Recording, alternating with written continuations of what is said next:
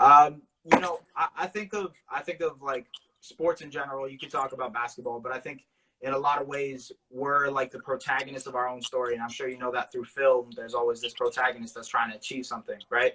There's like a character arc. There's the end goal.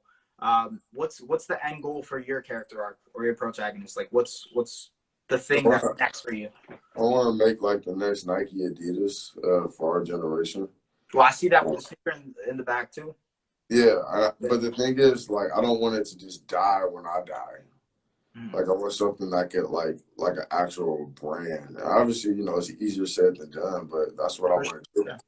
Yeah, absolutely. That's what I want to do. So, you know, you shoot for the stars. If you land on the moon, so be it. But I believe that it's possible. I just got to get a bunch of other people to just rep the brand, and that's really all it is to it. Just like I'm wearing, you know, some Vans socks because I just ran and got them, and I'm wearing some Adidas shoes just because they were just sitting right there. Like, I mean, I believe that one day everybody could rock the brand. I could build off of that through video, through clothing, through podcasts, through whatever. I want to have a lot of legs for my company, and I want them to continue to grow. And, you know, you just need support. You need to, like, make people feel. Like, that's what I try to do on the 10,000 hours video. I want you to feel. I want you to feel motivated. I want you to feel happy. I want you to feel inspired. You find a way to inspire people. And that's like planting the seed in somebody's head so that I can grow. I love that. And I think that goes back to something that I saw on your Instagram handle, which is teacher of the game.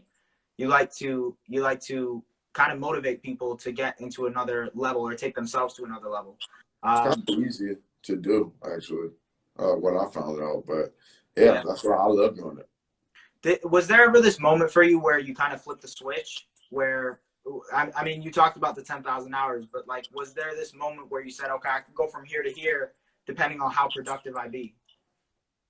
No. No? It was just you just always been motivated. It just gradually like turned into that. There wasn't like a defining moment in terms of like basketball training. Like to be honest with you, like when I first started training, I didn't know what the heck I was doing. And eventually, like I learned, but I don't know if there was a moment in there. I guess like when the first kid I started training, both of them started getting scholarships. I was like, oh, okay, this is a really good feeling because now it now wasn't like a selfish act. It felt more selfless. I realized that. At the time, like, wow, like, I feel good that I made this person, like, better his life somehow. So I kept doing it, and I kept doing it with other people, and I kept getting, because there's no school for basketball training, right? Like, I didn't have any of that. So I was looking for, like, mentors along the way, but it was kind of hard to find that. But you know what, man? It's like I always wanted to be the person that I never had in terms of like training. So that's why I kind of created like online content for people to learn from trainers to players because I looked for that when I was a player and I couldn't find it, right?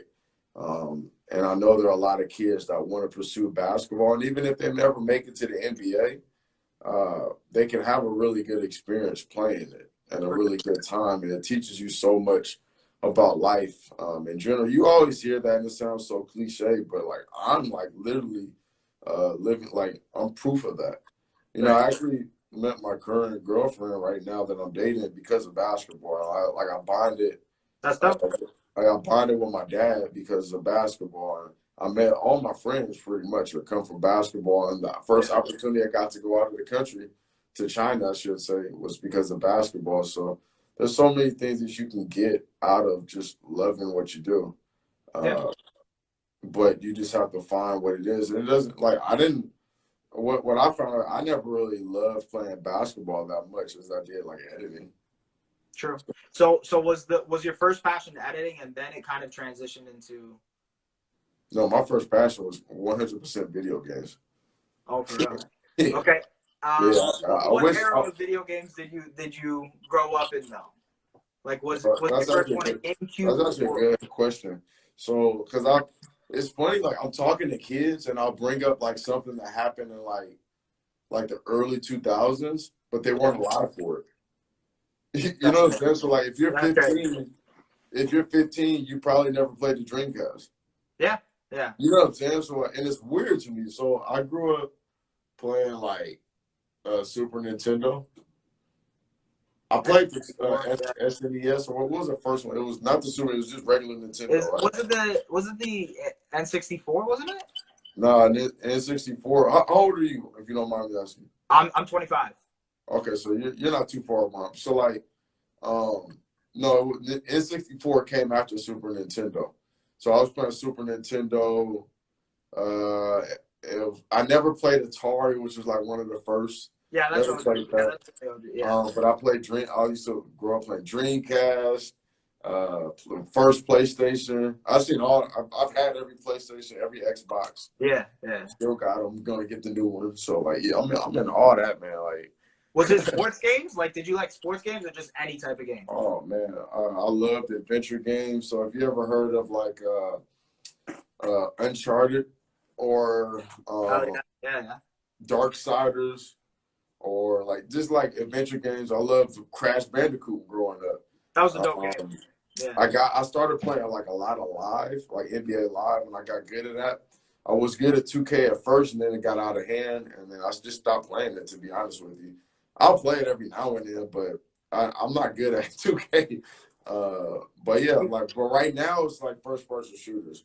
I tried Fortnite and I liked it, but it was just like when people got good at building, I was cool off of that. Yeah, no, that's crazy to me. And it's too much. Yeah. It's too much. But like Warzone, like Call of Duty, I'm all into that. So cool. There's been a lot of like. See, the thing about it, I was talking to my friend about this. Like Call of Duty with Warzone, it brought boys' night back. It did. It did. You know what I'm saying? Now. Especially it's like, now. Yo, like, hey, you getting on? It's like, yeah, I'm getting on like 5 minutes. Let me finish eating. Like, you scarf it down and get back on the game. You know what I mean? Like, it's gonna get how many dubs you get though? How many dubs you get so far? Not that many, probably like 5 at this point, because I haven't been really on it because I've been like in the garage so much lately. You know what's funny? I was thinking of this quarantine time as a time where I'm about to catch up on all these shows. I'm gonna catch up on these games that I haven't beat. Like, I haven't beat Red Dead Redemption. It's like a you gotta beat that. You gotta beat that. I haven't beat it. You should play God of War 3, by the way. Okay, that was my favorite. Okay. No, wait. No, it was God of War 4, right? No, 4. Yeah, the one that just won Game of the Year like last year, right? That game was the truth. So like I'm really into those type of games. But Warzone right now. The thing about Warzone and games like that, so like you could just play with your friends. You make so many connections. And there was this movie, I think it was called Ready Player One or something. Ready Player One, yeah. So like I've lived that. So you know when you finally meet the people that you've been playing on, like you never met them before, but you finally I've met those people. It's like so sick to me. You meet lifelong friends, and that's really cool. People always say you have you become friends with people that you gain experience with, like you get experience with. Well, you get a lot of experience, like, shooting people and, dropping from helicopters and all that stuff. So, that's how a lot of my friends, like, we bond, and it's dope, just being able to do that. Drew Hanlon. How do you, I just saw Drew Hanlon too, yeah. How do you... okay, because the thing is, I came on his live and was messing with him, so he's getting me back.